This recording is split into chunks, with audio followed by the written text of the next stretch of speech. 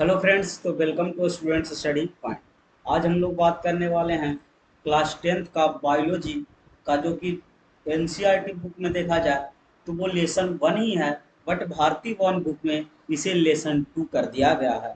ऐसे इसमें हम बता चुके थे, जब फर्स्ट वीडियो जब चला रहे थे उसी टाइम हम आप लोग को बताए होंगे कि जैव प्रक्रम के तहत आते हैं पोषण, श्वसन, परिवहन और उत्सर्जन। ये सारे जो आते हैं किसके तहत आते हैं? जैव प्रक्रम के अंतर्गत आते हैं। तो हमने श्वसन का ऑलरेडी पूरे क्लास कंप्लीट कर चुके हैं। तो जो भी स्टूडेंट श्वसन का पूरा कंप्लीट क्लास नहीं देखे हैं तो वो जा करके जरूर से जरूर देख लें। उसका लिंक आपको डिस्क्रिप्शन बॉक्स में मिलेगा, या फिर आप प्लेलिस्ट आके चेक कर सकते हैं और वहां से आप उस वीडियो को जरूर देख लें और हर एक चीज को नोट्स करते चले, ताकि आप एग्जाम में कभी भी जरूरी हो तो उसे एग्जाम से पहले एक बार पढ़ के जरूर जाएं। उससे ज़्यादा एग्जाम में सवाल नहीं आएगा। तो चलिए वीडियो को स्टार्ट करते हैं। आज श्वसन के बारे में पूरा कंप्लीट क्लास करने वाले हैं। इसमें पूरे का पूरा श्वसन हम लोग देख लेंगे। उसके बाद नेक्स्ट वीडियो में आएगा आपका परिवहन, फिर उत्सर्जन, उसके बाद ही पूरा का पूरा ऑब्जेक्टिव एक के साथ आएगा, यानी जैव प्रक्रम के तहत ही आते हैं। उसके बाद नियंत्रण एवं समन्वय चलेगा। तो सबसे फर्स्ट सवाल आता है, जब श्वसन को स्टार्ट करते हैं तो सबसे पहला सवाल यही से आता है कि आखिर श्वसन किसे कहते हैं। तो देख सकते हैं श्वसन किसे कहते हैं। तो इसका डिफिनेशन है कि श्वसन वैसी क्रियाओं के सम्मिलित रूप को कहते हैं जिसमें बाहरी वातावरण से ऑक्सीजन ग्रहण करती है। क्या करते हैं? जिसमें बाहरी वातावरण से ऑक्सीजन को ग्रहण करती है और शरीर की कोशिकाओं में पहुंचाती है। क्या करते हैं? बाहरी वातावरण से ऑक्सीजन को ग्रहण कर शरीर की कोशिकाओं में पहुंचाया जाता है और कार्बन डाइऑक्साइड को शरीर से बाहर निकाल दिया जाता है। एकदम बिल्कुल इजी डिफिनेशन है। आप एक बार सुन लीजिएगा तो आपको याद हो जाएगा। क्या है कि श्वसन वैसी क्रियाओं के सम्मिलित रूप को कहते हैं जिसमें बाहरी वातावरण से ऑक्सीजन ग्रहण करती है और शरीर की कोशिकाओं में पहुंचाया जाता है तथा कार्बन डाइऑक्साइड को शरीर से बाहर निकाल दिया जाता है। उसे हम क्या कहते हैं? तो श्वसन कहते हैं। चलिए नेक्स्ट सवाल की ओर बढ़ते हैं कि नेक्स्ट सवाल हमारा क्या होने वाला है। नेक्स्ट सवाल आपका आता है एटीपी का पूरा नाम क्या क्या है? एटीपी का पूरा नाम क्या है? तो एटीपी का पूरा नाम है एडिनोसाइन ट्राइफॉस्फेट। क्या? Adenosine triphosphate. अब आते हैं श्वसन के प्रकार। श्वसन कितने प्रकार के होते हैं? तो श्वसन दो प्रकार के होते हैं। कौन कौन? एक अवायवीय श्वसन, अवायवीय श्वसन और एक वायवीय श्वसन। क्या क्या आता है? एक अवायवीय और एक वायवीय श्वसन, दो प्रकार के हो गए। अब दोनों का डिफिनेशन देखेंगे, दोनों में अंतर देखेंगे। यहीं से सवाल आते हैं एग्जाम में ज्यादा। सबसे पहला ऑब्जेक्टिव टाइप में डायरेक्टली बनाता है कि श्वसन कितने प्रकार के होते हैं, तो दो प्रकार के। फिर सेकंड सवाल 2 नंबर में बनाते हैं कि श्वसन कितने प्रकार के होते हैं और कौन कौन। तो श्वसन दो प्रकार के होते हैं। कौन कौन? तो अवायवीय और वायवीय। फिर बनाती है कि अवायवीय श्वसन किसे कहते हैं, या फिर वायवीय श्वसन किसे कहते हैं, या फिर अवायवीय और वायवीय श्वसन में क्या अंतर है। तो ये सारे सवाल को हम देखने वाले हैं। बढ़ते हैं नेक्स्ट आगे की ओर कि आगे क्या होने वाला देख सकते हैं। आगे सबसे पहला कि अवायवीय श्वसन किसे कहते हैं, यानी कि अवायवीय श्वसन क्या है, किसे कहते हैं, यानी अवायवीय श्वसन का हम लोग डिफिनेशन देखने वाले हैं। या फिर सवाल यहाँ पर से कुछ लोग कंफ्यूजन में जाते हैं, बहुत लोगों को पता नहीं होता। यहाँ से कुछ भी पूछे, अवायवीय श्वसन क्या है, अवायवीय श्वसन किसे कहते हैं, अवायवीय श्वसन से आप क्या समझते हैं, अवायवीय श्वसन का परिभाषा लिखें। ये सारे चीज बहुत सारे तरीके से लिखते हैं। तो कुछ लोग कहता है कि हम लोग पढ़ें कि आप कहते हैं, आप पूछ रहे हैं कि आप क्या समझते हैं। तो सारी चीज का मतलब एक ही होता है। चलिए देखते हैं अवायवीय श्वसन। तो यह श्वसन जो है, यह जो है श्वसन का क्या है? प्रथम चरण। ये जो है अवायवीय श्वसन जो है वो श्वसन का प्रथम चरण है, जिसमें ग्लूकोज का आंशिक विखंडन ऑक्सीजन की अनुपस्थिति में होता है। किसकी अनुपस्थिति में? ऑक्सीजन की अनुपस्थिति में। अवायवीय श्वसन में देख सकते हैं कि ये जो है श्वसन का प्रथम चरण है, जिसमें ग्लूकोज का आंशिक विखंडन होता है। कैसे होता है? तो ऑक्सीजन की अनुपस्थिति में, यानी अवायवीय श्वसन में ऑक्सीजन अनुपस्थित रहता है। और यह क्रिया जो होती है वो कहाँ होती है? तो कोशिका द्रव्य में होती है। बस इजली तरीके से आप लोग याद कर सकते हैं। कि ये श्वसन का प्रथम चरण है, इसमें ग्लूकोज का आंशिक विखंडन ऑक्सीजन की अनुपस्थिति में होता, और यह क्रिया जो होती है वो कहाँ होती है, तो कोशिका द्रव में होती है। यहाँ से ऑब्जेक्टिव टाइप भी बनाया जाता है क्या अवायवीय श्वसन कहाँ होती है, तो कोशिका द्रव में होती है। नेक्स्ट सवाल की ओर बढ़ते हैं और देखते हैं नेक्स्ट सवाल। देखिए वायवीय श्वसन क्या, वायवीय श्वसन, अब वायवीय श्वसन का डेफिनेशन देखने वाले हैं। तो यह श्वसन जो है वो यह जो है श्वसन के प्रथम चरण, जो कि वायवीय श्वसन था। श्वसन के प्रथम चरण कौन था, वायवीय श्वसन था। उसमें बना पायरुवेट, तो प्रथम चरण में क्या बनता, पायरुवेट का निर्माण होता। उसका पूर्ण ऑक्सीकरण के लिए कहा, माइटोकॉन्ड्रिया में चला जाता। कहाँ चला जाता, माइटोकॉन्ड्रिया में चला जाता। देखिए अब वायवीय श्वसन का डिफिनेशन कि यह श्वसन के प्रथम चरण में बना पायरुवेट पूर्ण ऑक्सीकरण के लिए माइटोकॉन्ड्रिया में चला जाता, और यहाँ ऑक्सीजन की उपस्थिति में पायरुवेट का क्या होता, विखंडन होता। वहां क्या था कि आंशिक विखंडन हो रहा, और यहाँ जो है वो पायरुवेट का क्या हो रहा है, विखंडन। वहां ग्लूकोज का आंशिक विखंडन हो रहा था, यहाँ पायरुवेट का विखंडन हो रहा। वहां क्या था कि ऑक्सीजन की अनुपस्थिति था, यहाँ उपस्थिति है। चलिए देखते हैं इसका अंतर भी देख लेते हैं। नेक्स्ट सवाल में आपका इसका अंतर मिलने वाला। देखिए वायवीय श्वसन और अवायवीय श्वसन में आपको अंतर दिख रहा है। वायवीय श्वसन और अवायवीय श्वसन में क्या अंतर है, सबसे पहला अंतर दोनों में देखने वाले हैं। तो दो पार्ट्स में इसको बांट लेंगे और पहला लिखेंगे कि अवायवीय श्वसन ऑक्सीजन की उपस्थिति में होता। अभी हम बता रहे थे अवायवीय श्वसन ऑक्सीजन की अनुपस्थिति में होता है, बस इतना ही। फिर सेकंड देखते हैं क्या कि वायवीय श्वसन में ग्लूकोज का पूर्ण विखंडन होता। क्या होता, ग्लूकोज का पूर्ण विखंडन होता, और अवायवीय श्वसन में ग्लूकोज का पूर्ण विखंडन नहीं होता। बस यही, ऑक्सीजन वायवीय में क्या हुआ, ग्लूकोज का पूर्ण विखंडन, लेकिन इसमें पूर्ण विखंडन नहीं होता। थर्ड में देखते हैं कि वायवीय श्वसन में अंतिम उत्पाद जो है कार्बन डाइऑक्साइड यानी CO2 और जल H2O होते हैं, लेकिन अवायवीय श्वसन का अंतिम उत्पाद की बात बोले तो वो है लैक्टिक अम्ल और एथेनॉल। फिर देखिए फोर्थ में देखते हैं कि इनमें काफी मात्रा में ऊर्जा उत्पन्न होता है, तो इनमें कम मात्रा में ऊर्जा उत्पन्न होता है। 5 की बात कर ले तो यह कोशिका द्रव्य तथा माइटोकॉन्ड्रिया दोनों में होता है, लेकिन ये जो है वो केवल कोशिका द्रव्य तथा मानवों के पेशी कोशिका में होता है। यानी यहाँ से देख सकते हैं कि ये जो है कोशिका द्रव्य और माइटोकॉन्ड्रिया दोनों में होता है, लेकिन ये जो है सिर्फ और सिर्फ कोशिका द्रव्य में होता है। बढ़ते हैं नेक्स्ट सवाल की ओर और देखते हैं नेक्स्ट सवाल क्या है। चलिए अब आ गए किण्वन किसे कहते हैं। तो किण्वन किसे कहते हैं, तो पायरुवेट के ऑक्सीजन की अनुपस्थिति में एथेनॉल और कार्बन डाइऑक्साइड में परिवर्तित होने की क्रिया को हम लोग क्या कहते हैं, किण्वन कहते हैं। ध्यान से सुनिएगा, पायरुवेट पायरुवेट का ऑक्सीजन की अनुपस्थिति में एथेनॉल एवं कार्बन डाइऑक्साइड में परिवर्तन होने की क्रिया को हम लोग क्या कहते हैं, तो किण्वन कहते हैं, पायरुवेट का ऑक्सीजन की अनुपस्थिति में। ठीक है, अब बढ़ते हैं नेक्स्ट सवाल की ओर। और इस चैनल पे जितने भी लोग नए आए हैं चैनल को सब्सक्राइब करके बेल आइकन को प्रेस कर दो, क्योंकि ऐसे बहुत सारे हेल्पफुल वीडियो आपको 2024 एग्जाम के लिए मिलने वाले हैं इस चैनल के माध्यम से, जो कि मोस्ट वीआई साबित होने वाला है।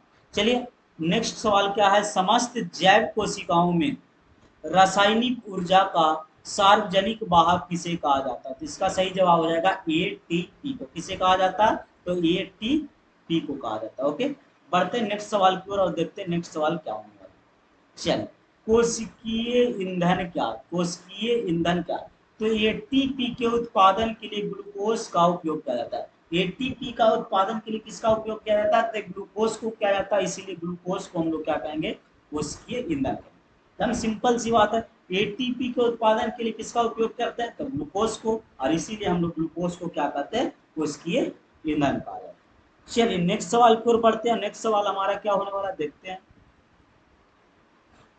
ये आगे नेक्स्ट सवाल आपका कि पौधों में श्वसन गैसों का आदान प्रदान किस क्रिया के द्वारा होता है, तो विसरण क्रिया के द्वारा होता है। किस क्रिया के द्वारा होता है, तो विसरण क्रिया के द्वारा होता है।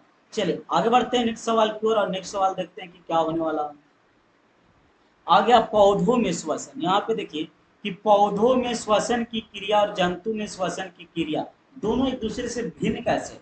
पौधों में भी श्वसन होता और जंतुओं में भी श्वसन होता, तो दोनों जो है एक दूसरे से क्या कहता है कि भिन्न है। आखिर भिन्न कैसे है देखते हैं। तो देखिए, पौधों में श्वसन जो है वो जड़, तना और पत्ती के प्रत्येक भाग में होता है। कहाँ कहाँ होता है कि पौधों में श्वसन जो है वो तना, पत्ती और जड़ तीनों भाग में होता है। लेकिन मनुष्य की बात बोले यानी जंतु की बात बोले तो श्वसन के लिए उसके पास क्या रहता है, श्वसन तंत्र के द्वारा होता, जो कि प्रत्येक कोशिका में होता।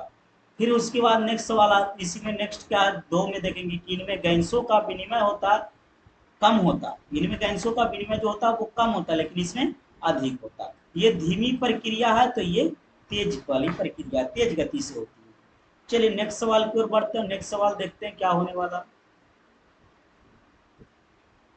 ये देखिए, नेक्स्ट सवाल आपका आता है कि जंतुओं में कितने प्रकार के श्वसन अंग होते हैं। अब जंतु में जो श्वसन अंग होते हैं वो कितने प्रकार के होते हैं, तो जंतु में श्वसन अंग पूरे 3 प्रकार के होते हैं। कौन कौन, तो देख सकते हैं, पहला है श्वास नली या ट्रैकिया, दूसरा आपका क्या है गिल्स, और तीसरा क्या होने वाला फेफड़ा। ये तीनों को हम लोग क्या देखेंगे, बारी बारी ढंग से देखने वाले हैं कि इसका क्या क्या उपयोग है। ठीक है, ये तीनों को हम लोग बारी बारी ढंग से देखते हैं।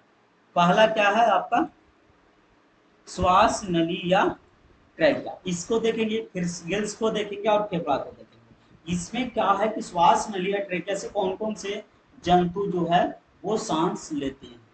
फिर क्या है कि गिल्स के द्वारा कौन कौन से जंतु सांस लेते हैं, फेफड़ों के द्वारा कौन कौन से जंतु सांस लेते हैं। ये सारे चीज को हम देखने वाले नेक्स्ट सवाल में देखते हैं। चलिए देखते हैं नेक्स्ट सवाल का। ये देखिए, श्वास नली या ट्रैकिया। अब श्वास नली या ट्रैकिया के बारे में जो कि हम बोले अभी कि पहला देखेंगे श्वास नली या ट्रैकिया, फिर गिल्स को देखेंगे। तो पहले श्वास नली या ट्रैकिया की बात करें तो ट्रैकिया के द्वारा जो श्वसन होता है वो किसमें होता है, कीटों में होता है। किसमें होता है, कीटों में होता है। किसमें, कीटों में। जैसे कि टिड्डा है, तिलचट्टा है, ये सारे कीट में किसके द्वारा होता है श्वसन, तो ट्रैकिया के द्वारा होता है। अब यहीं से पूछा जाता है सवाल कि कीटों का श्वसन अंग क्या है, तो श्वास नली या ट्रैकिया। तेलचट्टा का श्वास नली क्या है, तो श्वास सॉरी तिलचट्टा का श्वसन अंग क्या है, तो श्वास नली या ट्रैकिया। इस प्रकार से सवाल पूछे जाते हैं। चलिए अब देखते हैं गिल्स के बारे में। तो गिल्स जो है एक विशेष प्रकार का क्या है, श्वसन अंग है, जो कि जल में घुलित ऑक्सीजन का उपयोग श्वसन के लिए करते हैं। किसके लिए करते हैं, श्वसन के लिए करते हैं। जैसे कि देख सकते हैं मछली, झींगा, ये सारे चीज। तो अब यहीं से आप एक चीज गौर कर सकते हैं, देख सकते हैं कि क्या लिखा है, गिल्स एक विशेष प्रकार का अंग है जो जल में घुलित ऑक्सीजन का उपयोग करता है। अब जल में घुलित ऑक्सीजन का उपयोग कौन करता है, जलीय जीव, जो कि जो ऐसे जंतु जो जल में रहते हैं वही ना करेंगे। अब जो स्थलीय जीव है वो कितना उसका उपयोग करते हैं, नहीं करते हैं। इसीलिए गिल्स से कौन कौन सांस लेंगे, जो जल में ज्यादातर उपस्थित रहते हैं। जैसे मछली है, झींगा है, सीप है, ये सारी चीज क्या होगा, गिल्स के द्वारा अपना सांस लेता है। चलिए नेक्स्ट सवाल देखते हैं फेफड़े के बारे में। तो फेफड़ा के बारे में देखते हैं कि फेफड़ा जो है उपसंग वर्टिब्रेटा के उच्च वर्गीय जंतुओं में श्वसन के लिए फेफड़ा पाया जाता है। किसके लिए, श्वसन के लिए उच्च वर्गीय जंतु में पाया जाता है, जो कि उपसंग वर्टिब्रेटा के अंतर्गत आता है। जब आप 9th क्लास में अगर बायो पढ़े होंगे तो उसमें आपको पढ़ने के लिए मिला होगा कि उपसंग वर्टिब्रेटा के बारे में, एम्फीबिया के बारे में, रेप्टिलिया वर्ग के बारे में, एविज वर्ग के बारे में, मैमेलिया वर्ग के बारे में, ये सारी चीज के बारे में आपको पढ़ने के लिए मिला होगा। तो सेम वही चीज यहाँ पे बताने वाले हैं कि उपसंग वर्टिब्रेटा के जितने भी उच्च वर्गीय जंतु हैं वो सारे चीज में क्या होता है, उनका श्वसन अंग जो होता है वो क्या होता है, फेफड़ा होता है, जो कि वायवीय श्वसन के उपयोग में होता है। किसके उपयोग में होता है, वायवीय श्वसन के उपयोग में होता है। जैसे वर्ग एम्फीबिया की बात कर ले तो इसमें आता है मेढक। रेप्टिलिया वर्ग की बात बोले तो सर्प है, लिजर्ड मतलब जिसको कहते हैं छिपकली के नाम से जानते हैं, कछुआ, मगरमच्छ, ये सारे चीज आते हैं। ये फेफड़ा वर्टिब्रेटा एक्स्ट्रा लिखा गया, इसको हटा दिए। ये बीज वर्ग जिसमें आते हैं पक्षी, तथा मैमेलिया वर्ग जिसमें आते हैं क्या, मनुष्य। ये सारे चीज में जो है वो किसके द्वारा सांस लेती है, तो फेफड़ा के द्वारा लेती है। अब पूछ देगा डायरेक्टली सवाल, मनुष्य का श्वसन अंग क्या, फेफड़ा। पंछी का श्वसन अंग क्या है, तो फेफड़ा। मगरमच्छ का श्वसन अंग, मेढक का श्वसन अंग, सर्प का श्वसन अंग, ये सारे चीज का आंसर क्या हो जाएगा, फेफड़ा। ओके, नेक्स्ट सवाल की ओर बढ़ते हैं, देखते हैं नेक्स्ट सवाल। आते श्वसन अंग किसे कहते हैं, यहाँ पे आती है श्वसन अंग किसे कहते हैं। श्वसन अंग के प्रकार तो देखिए, अब श्वसन अंग किसे कहते हैं, तब मनुष्य में नासिक छिद्र यानी कि जिसको नाक छिद्र कहते हैं, स्वर यंत्र जिससे बोलते हैं, जिसको लैरिक्स या श्वास नली या ट्रैकिया कह सकते हैं, तथा फेफड़ों के सम्मिलित रूप को हम लोग क्या कहते हैं, श्वसन अंग कहते हैं। यानी कि जो श्वसन अंग है वो सारे चीज को अगर मिला दिया जाए, जो सांस लेने की जो यंत्र है, जैसे कि नासिक छिद्र जिसको हम लोग कहते हैं नासिक से के द्वारा सांस लेते हैं, स्वर यंत्र जिससे बोलते हैं वहां से भी सांस आती है, ट्रैकिया फेफड़ा, ये सारी चीज से हम लोग क्या करते हैं, सांस लेते हैं। तो उसी को हम अगर एक साथ मिलाएं तो उसे हम क्या कहेंगे, श्वसन अंग कहेंगे। ठीक है, आगे बढ़ते हैं। चलिए देखिए नेक्स्ट सवाल की ओर बढ़ते हैं। नेक्स्ट सवाल आपका है नासिक क्या। अब नासिक के बारे में देख ले, तो नासिक जो है जिसको नाक बोलते हैं, नासिक जो है नाक को कहते हैं, जो कि मुख द्वार यानी कि मुंह से ठीक ऊपर स्थित है। कहाँ है, मुख द्वार से ठीक नीचे, जिसमें दो गोलाकार बाह नासिक छिद्र भी होते हैं। नाक में देखेंगे दो छिद्र भी दिखाई देते हैं। फिर उसके भीतर दो अलग अलग नासिक बेसम में खुलता है, ये दोनों अंदर जाकर के दो अलग अलग नासिक बेसमों में खुलता है। बस इतना ही कि नासिक जो है मुख द्वार के ठीक ऊपर है, जिसमें दो गोलाकार बाह नासिक छिद्र होते हैं, जो कि भीतर की ओर दो अलग अलग नासिक बेसमों में खुलता है। बस इतना लिख देना, नासिक का डिफिनेशन कंप्लीट। अब आगे देखते हैं कांची क्या। कांची भी एक डिफिनेशन है, जो नासिक बेसम की दीवार टेढ़ी मेढ़ी या घुमेवदार प्लेट की तरह होती है, जिसे हम लोग क्या कहते हैं, कांची कहते हैं। कांची किसे कहते हैं, तो नासिक बेसम की जो दीवार होती है वो टेढ़ी मेढ़ी घुमेवदार प्लेट की तरह होती है, उसी को हम लोग क्या कहते हैं, नासिक कहते हैं। चलिए नेक्स्ट सवाल की ओर बढ़ते हैं। नेक्स्ट सवाल आपका है कि ट्रैकिया की लंबाई कितनी, क्या है सवाल, ट्रैकिया की लंबाई कितनी है। तो ट्रैकिया की लंबाई 11 सेंटीमीटर और 16 मिलीमीटर इसका व्यास है। ये सारे सवाल एग्जाम में पूछे गए।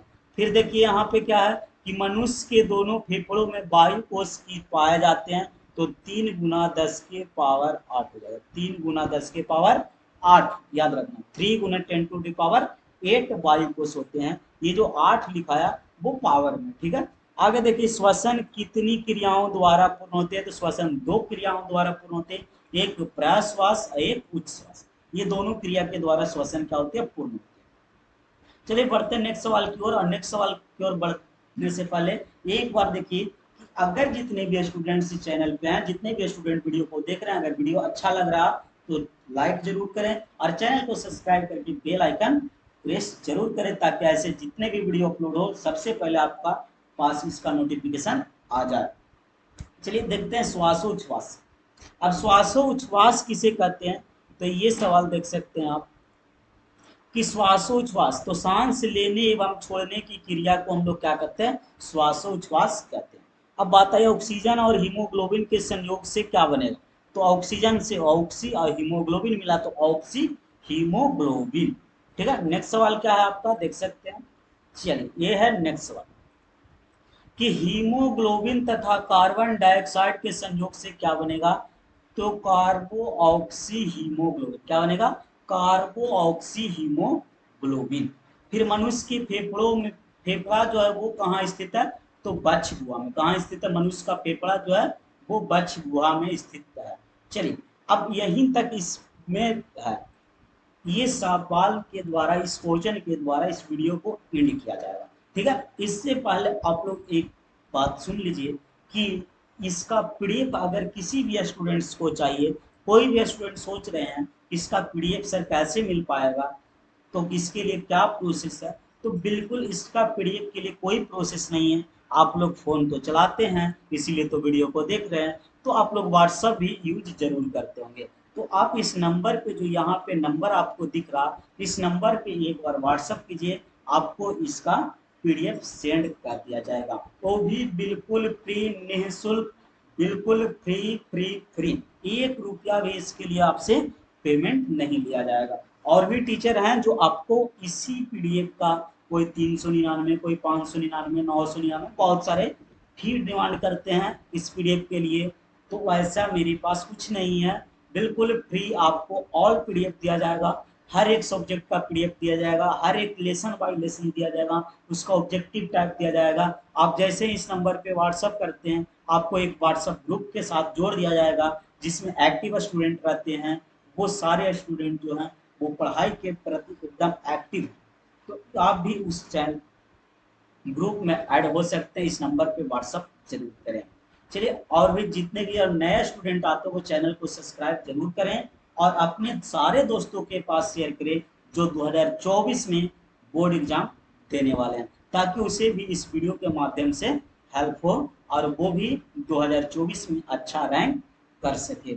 और वीडियो कैसा लगता एक बार कमेंट करके जरूर बताएं कि हाँ वीडियो आपको कैसा लगा, ताकि हमें और मोटिवेट हो और हम और इस वीडियो को और अच्छे ढंग से बना सके। चलिए मिलते हैं अब फिर नेक्स्ट वीडियो में परिवहन के साथ। तब तक के लिए बाय बाय, टेक